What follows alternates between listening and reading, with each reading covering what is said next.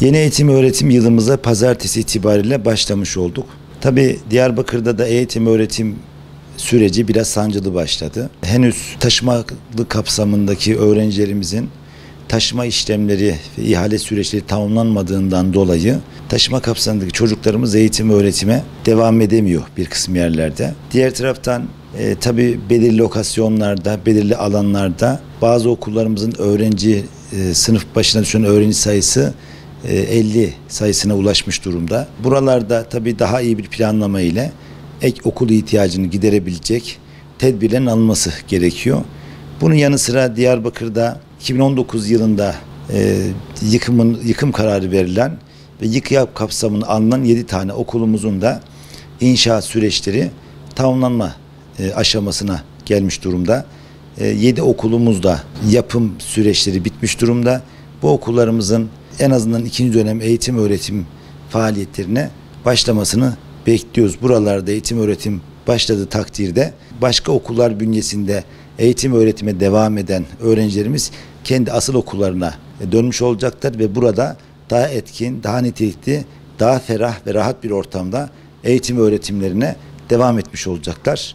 Okullarımızın temizlik personeli problemi var ve güvenlik personeli sıkıntısı var. Biz elbette okullarımızın daha güvenlikli ortamlarda eğitim öğretim hizmetini verebilmeleri için güvenli okul imkanlarının geliştirilmesini ve iyileştirilmesini talep ediyoruz.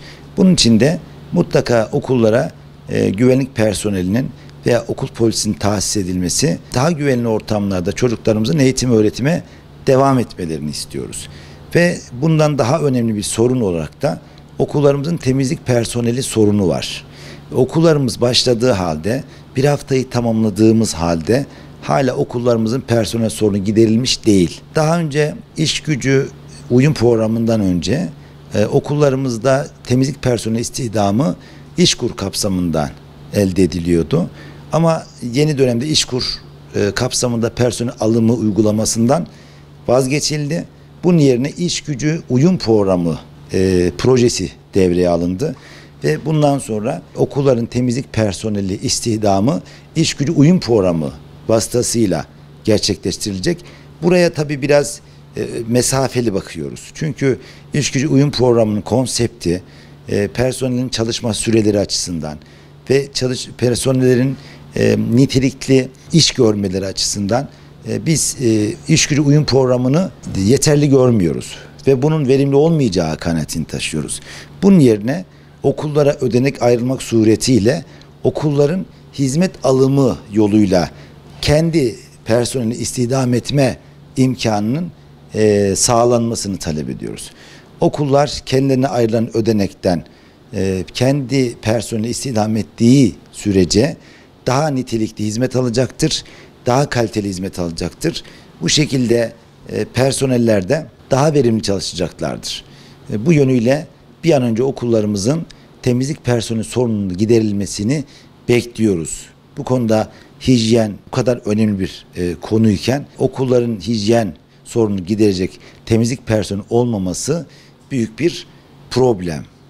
Bunu ifade etmiş olalım. Bu sene 1., 5. ve 9. sınıflarda yeni müfredat uygulanmaya başlandı. Yeni müfredat tüm okullarımızda 1., 5. ve 9. sınıflarda internet altyapısı tamamlanmış, akıllı tahtaları karşılanmış ortamlarda ders işlenmeyi zorunlu kılıyor.